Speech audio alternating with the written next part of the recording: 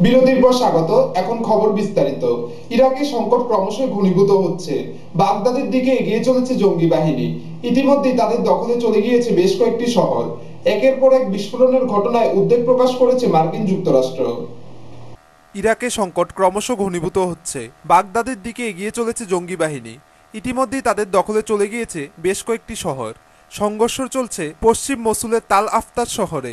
যদিও সেনা মুখপাত্রের দাবি, আইএসআইএস জঙ্গি গোষ্ঠীর দখলে থাকা বেশ কয়েকটি এলাকা পুনরুদ্ধার করেছে সেনা। গত 24 ঘন্টায় সেনাবাহিনীর হাতে 279 জন জঙ্গির মৃত্যু হয়েছে বলে খবর। ইরাকি সেনাবাহিনীর উপর সুন্নি বিচ্ছিন্নতাবাদীদের অত্যাচারের ছবি প্রকাশ পাওয়ায় অস্বস্তিতে নুরিয়াল মালিকি সরকার।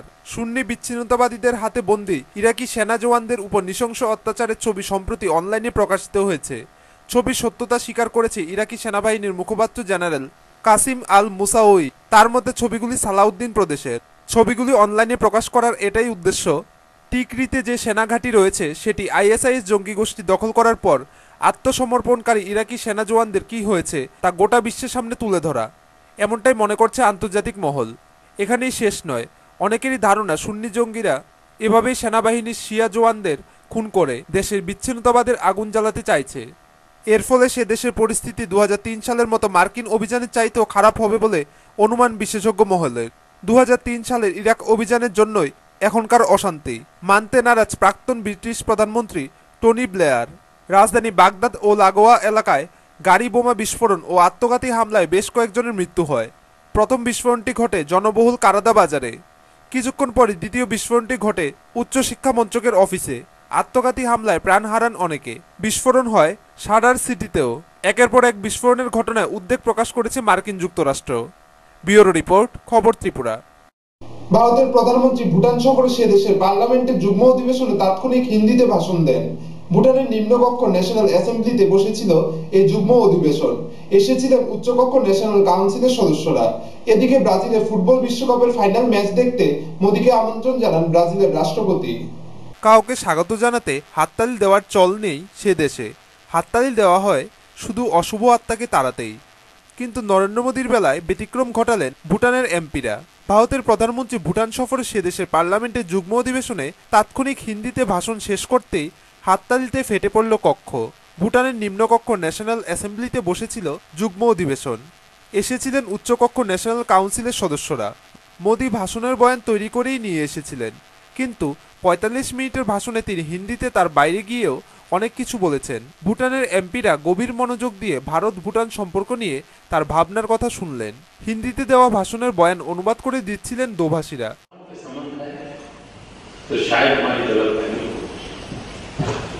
भूटान में भी शासकीय परिवर्तन आया, लोकतांत्रिक व्यवस्था विकसित हुई, लेकिन संबंधों को कोई आंच नहीं आई। भारत में भी कई बार शासन व्यवस्थाएं बदली है, लेकिन भारत और भूटान के संबंधों को कोई आंच नहीं आई। और उसका कारण भारत और भूटान के संबंध सिर्फ शासकीय व्यवस्थाओं के कारण नहीं है। भारत और भूटान के संबंध सांस्कृतिक विरासत के कारण है, सांस्कृतिक परंपराओं के हमारे बंधनों के कारण है, हमारी सांस्कृतिक एकात्मता के कारण है। हम एक इसलिए नहीं है हमने सीमाएं खोली है, हम एकता की अनुभूति इसलिए करते हैं कि हमने अपने दिल के दरवाजे खोल करके रखे हैं। भूटान हो या भारत, हमने अपने दिल के दरवाजे खोल करके रखे हैं, तभी तो हम एकता की अनुभूति करते हैं और इस एकता में ताकत की अनुभूति करते हैं। और ये शासन व्यवस्थाओं के बदलने से दिल के दरवाजे बंद नहीं होते, सीमा की मर्यादाएं पैदा नहीं होती है। भूटान और भारत का नाता उस अर्थ में एक ऐतिहासिक धरोहर है, और भारत और भूटान की आने वाली पीढ़ियों ने भी इस ऐतिहासिक धरोहर को संभालना है, संजोए रखना है और उसको और अधिक ताकतवर बनाना है। भारत की नई सरकार, भारत के कोटि कोटि जन इसके लिए प्रतिबद्ध है। मैं कल भूटान आया। এদিকে ব্রাজিলে ফুটবল বিশ্বকাপের ফাইনাল ম্যাচ দেখতে আমন্ত্রণ জানানো হলো ভারতের প্রধানমন্ত্রী নরেন্দ্র মোদীকে। ব্রাজিল, রাশিয়া, ভারত, চীনের জোট ব্রিক্সের সদস্য দেশের প্রধানমন্ত্রী হিসেবে মোদীকে ব্রাজিল সরকারের পক্ষ থেকে এই আমন্ত্রণ জানানো হয়েছে বলে খবর। ব্রাজিলের প্রেসিডেন্ট দিলমা রোসেফ এই আমন্ত্রণ জানিয়েছেন। তবে মোদী ওই আমন্ত্রণ গ্রহণ করে ব্রাজিলের বিশ্বকাপে ফাইনাল ম্যাচ দেখতে যাবেন কিনা সে বিষয়ে কোনো কিছু জানা যায়নি। উল্লেখ্য, মোদী বর্তমানে ভুটান সফরে রয়েছে। প্রতিবেশী দেশ ভুটান সফরে গিয়েও পারস্পরিক সম্পর্কের উন্নয়নের জন্য প্রধানমন্ত্রী ক্রীড়ার ভূমিকার উপর গুরুত্ব আরোপ করেছেন। ভারতের হিমালয় সংলগ্ন রাজ্যগুলির সঙ্গে ভুটানের একটি ক্রীড়া প্রতিযোগিতা আয়োজনেরও প্রস্তাব দিয়েছেন তিনি। ব্যুরো রিপোর্ট, খবর ত্রিপুরা।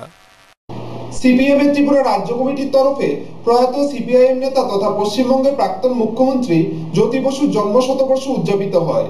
এই উপলক্ষে রাজধানীর রবীন্দ্র ভবনে আয়োজিত হয় এক আলোচনা চক্র। উপস্থিত ছিলেন সিপিএম পশ্চিমবঙ্গ রাজ্য কমিটির সম্পাদক বিমান বসু, ত্রিপুরা মুখ্যমন্ত্রী মানিক সরকার ও সিপিএম ত্রিপুরা রাজ্য সম্পাদক বিজন দাস সহ অন্যান্যরা। সিপিআইএম এর ত্রিপুরা রাজ্য কমিটির তরফে প্রয়াত সিপিআইএম নেতা তথা পশ্চিমবঙ্গের প্রাক্তন মুখ্যমন্ত্রী জ্যোতি বসুর জন্ম শতবর্ষ উদযাপন করা হয়। এই উপলক্ষে গতকাল সন্ধ্যায় রাজধানী আগরতলায় অনুষ্ঠিত হয় এক আলোচনা চক্র। রবীন্দ্র ভবনে আয়োজিত এই আলোচনা চক্রে প্রধান বক্তা ছিলেন সিপিআইএম এর পশ্চিমবঙ্গ রাজ্য কমিটির সম্পাদক তথা পশ্চিমবঙ্গ বামফ্রন্টের সম্পাদক বিমান বসু। বক্তব্য রাখতে গিয়ে এদিন বিমান বসু প্রয়াত নেতা জ্যোতি বসুর জীবনের বিভিন্ন দিক ও আদর্শের কথা তুলে ধরেন। স্বাধীনতা সংগ্রামীদের সাহায্য করার জন্য ওখানে অনেকগুলো সমিতি ছিল আমাদের দেশের স্বাধীনতা সংগ্রামকে সাহায্য করার জন্য, এবং গড়ে উঠল লন্ডন মজলিস। বিলেতে ভারতীয় ছাত্ররা যারা পড়ছেন, ভারতীয় মানে শুধু বাঙালি না, ভারতীয় ছাত্ররা যারা পড়ছিলেন তাদের অনেকের সঙ্গেই জ্যোতিবাবুর ঘনিষ্ঠতা হয়ে যায় লন্ডন মজলিসের মধ্য দিয়ে। লন্ডন মজলিসের দ্বিতীয় সভাতেই কমরেড জ্যোতি বসুকে তারা সম্পাদক নির্বাচিত করেন।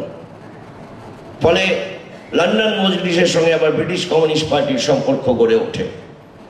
তারা দেশের স্বাধীনতা সংগ্রামকে সাহায্য করতে চায়। এই নানান প্রক্রিয়ার মধ্য দিয়ে হয়েছে। জ্যোতি বসুর আমি যে কথা বললাম, যে পরিবেশে তার শৈশব কেটেছে, যেই পরিবেশে তার কৈশোর কেটেছে, যৌবনের প্রারম্ভ কেটেছে, এবং যৌবনে সাম্রাজ্যবাদের, ব্রিটিশ সাম্রাজ্যবাদের বিরুদ্ধে লড়াই সংগ্রামের জন্য যে অনুপ্রেরণা সৃষ্টি হয়েছে, কালক্রমে তা জনগণের সঙ্গে লড়াই সংগ্রাম করার লক্ষ্যে মন গড়ে উঠেছে। অন্যান্যদের মধ্যে এদিন এই আলোচনা চক্রে উপস্থিত ছিলেন ত্রিপুরা রাজ্য মুখ্যমন্ত্রী তথা পলিট ব্যুরোর সদস্য মানিক সরকার, সিপিআইএম এর ত্রিপুরা রাজ্য কমিটির সম্পাদক। বিরতির পর স্বাগত। রাজ্যের ত্রিস্তর পঞ্চায়েত ঘোষণা হতে না হতেই শুরু হয়ে গেছে শাসক দল তথা সিপিএম এর প্রার্থী তালিকা ঘোষণা। সিপিএম সোনামুড়া বিভাগের অন্তর্গত সিপাহীজলা জেলা পরিষদের 10টি আসনের এবং 4টি পঞ্চায়েত সমিতির 48টি আসনের মধ্যে 47 জন প্রার্থীর নাম ঘোষণা করল সিপিএম।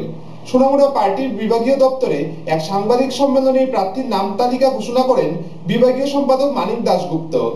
রাজ্যে ত্রিস্তর পঞ্চায়েত ঘোষণা হতে না হতেই শুরু হয়ে গেছে শাসক দল তথা সিপিএম এর প্রার্থী তালিকা ঘোষণা। বিভিন্ন পঞ্চায়েতগুলির সাথে সাথে প্রার্থী তালিকা ঘোষণা হচ্ছে জেলা পরিষদ ও পঞ্চায়েত সমিতির গুলিও। আর প্রার্থী তালিকা ঘোষণায় অন্যান্য রাজনৈতিক দলগুলি থেকে অনেকটা এগিয়ে শাসক দল সিপিআইএম। আজ ঘোষণা করা হয় সিপিএম সোনামুড়া বিভাগের অন্তর্গত সিপাহীজলা জেলা পরিষদের 10টি আসনের এবং 4টি পঞ্চায়েত সমিতির 48টি আসনের মধ্যে 47 জন প্রার্থীর নাম ঘোষণা করল সিপিএম। আজ বিকেলে সোনামুড়া পার্টির বিভাগীয় দপ্তরে এক সাংবাদিক সম্মেলনে এই প্রার্থী তালিকা ঘোষণা করেন বিভাগীয় সম্পাদক মানিক দাশগুপ্ত।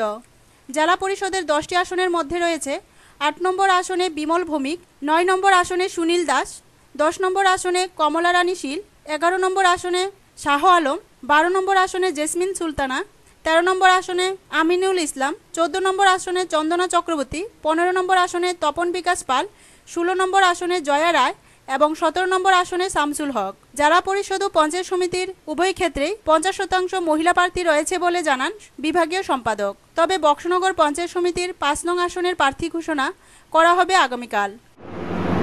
অধিকাংশ গ্রাম পঞ্চায়েতেই প্রার্থী ঘোষণা হয়ে গেছে। আগামীকাল অথবা পরশু দিনের মধ্যে সমস্ত কাগজপত্র চূড়ান্ত হয়ে যাবে। এটা হলো পঞ্চায়েত ভিত্তিক বিভিন্ন ওয়ার্ডের যে প্রার্থী। আমাদের বিভাগে জেলা পরিষদের আসন 10টি, সেই মতো আমরা 10 জনের নাম পাঠাই এবং রাজ্য কমিটি থেকে সাংবাদিক সম্মেলন করে সারা রাজ্যেই জেলা পরিষদের যত আসন সেখানে প্রার্থী নাম ঘোষণা। আমরা এখন পর্যন্ত সারা বিভাগে মানসংখ্যার পক্ষে সিপিএমের প্রার্থী এখন আছে, আর এসপি আমাদের এখানে গতবার 2টো বিধানসভার মধ্যে তারা 3 জন প্রার্থী দিয়েছিল, এবার তারা দেয়নি। আরেকটা পঞ্চায়েতে আজকেও তাদের সঙ্গে কথাবার্তা হয়েছে। এখনও মোটামুটি আমরা ফাইল তুলতে পারি, কিন্তু আমরা শুধু কাঠালিয়া পঞ্চায়েত সমিতি একটা, কাঠালিয়া বক্সনগর পঞ্চায়েত সমিতি একটা সিট খালি আছে, আর বাকি সমস্ত আমরা ফাইল করেছি। সেই মতো আজকে আমরা আপনাদের কাছে এই প্রার্থী নামব। এই সাংবাদিক সম্মেলনে এছাড়া উপস্থিত ছিলেন সিপিএম বিভাগীয় সম্পাদক মণ্ডলীর 2 সদস্য কাজল ঘোষ ও নিহার সাহা। সুকান্ত বর্মনের রিপোর্ট, খবর ত্রিপুরা। বিশালগড় দ্বাদশ শ্রেণী বিদ্যালয়ে এলাবনী কমিটির উদ্যোগে বিশালগড় দ্বাদশ শ্রেণী বিদ্যালয়ের কৃতি ছাত্রছাত্রীদের মধ্যে সংবর্ধনা দেওয়া হয়। উপস্থিত ছিলেন অর্থ, খাদ্য ও সংস্কৃতি দপ্তরের মন্ত্রী ভানুলাল সাহা সহ অন্যান্য বিশিষ্টজনেরা। বিশালগড় দ্বাদশ শ্রেণী বিদ্যালয়ে এলামনী কমিটির উদ্যোগে বিশালগড় দ্বাদশ শ্রেণী বিদ্যালয়ে কৃতি ছাত্রছাত্রীদের মধ্যে সংবর্ধনা দেওয়া হয়। এলামনী কমিটির উদ্যোগে অনুষ্ঠানে উদ্বোধক ও সভাপতি হিসেবে উপস্থিত ছিলেন অর্থ, খাদ্য ও সংস্কৃতি দপ্তরের মন্ত্রী ভানুলাল সাহা। তিনি প্রদীপ জ্বালিয়ে অনুষ্ঠানের সূচনা করেন। প্রধান অতিথি ছিলেন রামঠাকুর মহাবিদ্যালয়ের অধ্যাপক ডক্টর দেবব্রত গোস্বামী। এছাড়াও উপস্থিত ছিলেন বিশালগড় পৌর পরিষদের চেয়ারপারসন পূর্ণিমা চক্রবর্তী, বিশালগড় দ্বাদশ শ্রেণী বিদ্যালয়ের প্রধান শিক্ষক নারায়ণ শর্মা, বিশালগড় এলামনী কমিটির সম্পাদক জিতেন সাহা। দীর্ঘ 38 বছর পর বিশালগড় দ্বাদশ শ্রেণী বিদ্যালয়ে যুগ্মভাবে 6ষ্ঠ স্থান অধিকার করায় পূজা শর্মাকে মানপত্র ও স্মারক তুলে দেন অর্থ ও খাদ্যমন্ত্রী ভানুলাল সাহা। এছাড়াও বিশালগড় দ্বাদশ শ্রেণী বিদ্যালয়ের মধ্যশিক্ষা পর্ষদের মাধ্যমিক ও উচ্চ মাধ্যমিকে মোট 43 জন প্রথম বিভাগে উত্তীর্ণ হওয়ায় তাদের হাতে স্মারক ও মানপত্র তুলে দেন অতিথিবৃন্দ। অনুষ্ঠানে বিদ্যালয়ের ছাত্রছাত্রী সহ প্রাক্তন ছাত্রছাত্রীদের উপস্থিতি ছিল লক্ষণীয়। অর্থ ও খাদ্যমন্ত্রী ভানুলাল সাহা বলেন, একটা চ্যালেঞ্জিং টাস্ক। 2 মেয়ে হিসাবে এই প্রথম বর্ষের মধ্যে আসলো আমাদের বিভাগে, এটা রেকর্ড। মেয়ে হিসেবে আগে মানে যারা পেয়েছে ছেলেরা পেয়েছে। তারপরও যে আর্থ সামাজিক ব্যাকগ্রাউন্ড থেকে সে উঠে এসেছে, সেখানে তার এই পুরস্কার পাওয়াটা কিছু অস্বাভাবিকতা, অর্থাৎ এরকম পরিবেশ থেকে সাধারণত এই জায়গায় পৌঁছাটা কঠিন। ব্যুরো রিপোর্ট, খবর ত্রিপুরা। রাজ্যের ত্রিস্তর পঞ্চায়েতের নির্বাচন ঘোষণার সাথে সাথে রাজ্যের বিভিন্ন স্থানে চলছে দল ত্যাগের পালা। বিজেপির ডাকা সোনামুড়া মহকুমার গরুরবান্দের বাজার শেডে অনুষ্ঠিত সভায় 125 পরিবারের 325 জন ভোটার বিভিন্ন দল ত্যাগ করে বিজেপিতে যোগদান করে। সভায় উপস্থিত ছিলেন বিজেপির প্রাক্তন রাজ্য সম্পাদক রতন দাস সহ অন্যান্য নেতৃত্বরা। রাজ্যের ত্রিস্তরীয় পঞ্চায়েত নির্বাচন ঘোষণার সাথে সাথেই রাজ্যের বিভিন্ন স্থানে চলছে দলত্যাগের পালা। বিভিন্ন দলের কর্মী সমর্থকরা দলত্যাগ করে যোগ দিচ্ছে সিপিএম ও বিজেপিতে। আজ বিজেপির ডাকে সোনামুড়া মহকুমার গরুরবান্ধ বাজার শেডে অনুষ্ঠিত হয় এক দলত্যাগ সভা। সভায় উপস্থিত ছিলেন বিজেপির প্রাক্তন রাজ্য সম্পাদক রতন দাস, বিজেপি সিপাহীজলা জেলা সম্পাদক আবুল কালাম সহ স্থানীয় বিজেপি নেতৃত্বরা। সভায় 125 পরিবারের 325 জন ভোটার বিভিন্ন দল ত্যাগ করে বিজেপিতে যোগদান করেন। দলত্যাগীদের মধ্যে রয়েছে ঘ্রাণতলী গ্রাম পঞ্চায়েতের প্রধান রীতা দাস ভৌমিক ও উপপ্রধান ভূপেশ দাস সহ গ্রাম পঞ্চায়েতের একাধিক সদস্য। দলত্যাগীদের দলীয় পতাকা দিয়ে বরণ করে নেন বিজেপির নেতৃত্বরা। দলত্যাগের পর দলত্যাগীরা জানান, কমিউনিস্ট পার্টি সিপিএম এখন বিজেপিতে নিয়ে আসলাম। কেন ওইটা তো করা হইলো, মেম্বারই তো দেওয়া হয়েছিল, কিন্তু তারা আসলে একটা অন্যায় করলে অন্যায় ঠিক নিজ যে একটা বিচার সেটা দেখতেছে করতেছে না, অন্যায় চলতেছে। তারপর যে জিনিসটা সেটা পাও না তারা না দিয়ে অন্য একজনকে দিয়ে দিতেছে। তো এই সমস্ত করার ফল মানুষের মনে একটা বিক্ষিপ্ত সৃষ্টি হয়, সেই কারণে আর কি এখানে আসে। এই রাজ্যে তো এখনো বিধানসভা নির্বাচনের নির্ঘণ্ট এখনো অনেক বাকি। মাত্র 21 দিন নরেন্দ্র মোদীজি ভারতের প্রধানমন্ত্রী হিসেবে শপথ নিয়েছেন, কিন্তু এত অল্প সময়ের মধ্যে এই রাজ্যের মানুষের মধ্যে যে জাতীয়তাবাদী মানুষের মধ্যে যে একটা বিপুল সাড়া, বিশেষ করে সোনামুড়া মহকুমাতে এই পর্যন্ত 1166টি পরিবার ভারতীয় জনতা পার্টিতে আমাদের রেকর্ড মোতাবেক যোগদান করেছে, তার মধ্যে 972টি মার্ক্সবাদী কমিউনিস্ট পার্টির পরিবার। আমরা বিভিন্ন জায়গায় ক্ষেত্র বিশেষে আমরা এগুলি মিডিয়ার সামনে আনছি, আবার কোথাও কোথাও এগুলি আমরা স্থানীয়ভাবে সাংগঠনিক দৃষ্টিতে আমরা কৌশলগতভাবে সেখানে আমরা কাজ করে চলেছি। তবে এই রাজ্যের মানুষের মধ্যেও সর্বভারতীয় স্তরে যে বিশ্বাস আমরা স্থাপন করেছি নরেন্দ্রজির নেতৃত্বে, এটা এই রাজ্যের রাষ্ট্রবাদী মানুষের মধ্যেও যে ধীরে ধীরে সংক্রামক ব্যাধির মতো যে এটা ছড়িয়ে পড়ছে তার একটা প্রত্যক্ষ প্রমাণ। সমগ্র ত্রিপুরাতে একটা বিশাল ঝড় আসছে, যেটা মোদিজির নামে, সেই ঝড়কে সামাল দেওয়ার মতন শক্তি।